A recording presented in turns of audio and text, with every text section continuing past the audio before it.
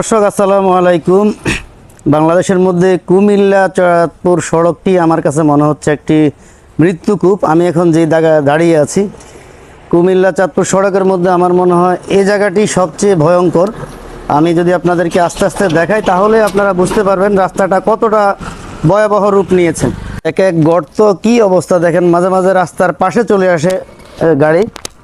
এই যে এই পাশে এক এক গর্ত দেখেন, আমি যদি বড় করে দেখাই, এটা হলো কুমিল্লা চাঁদপুর সড়ক, সানন্দ করা জায়গা এবং সামনে আরও বেশি ভয়ঙ্কর। এই যে এক এক গর্ত অনেক বড় বড়, এই রাস্তাটি যেন একটা মৃত্যুপুরীতে পরিণত হয়েছে। এই জায়গায় বেশ কয়েকবার আপনার অ্যাক্সিডেন্ট হয়েছে। এই যে এই পাশে দেখেন গর্ত, এই পাশেও গর্ত, যখন গাড়ি যায় রাস্তা উপরে উঠে যায়।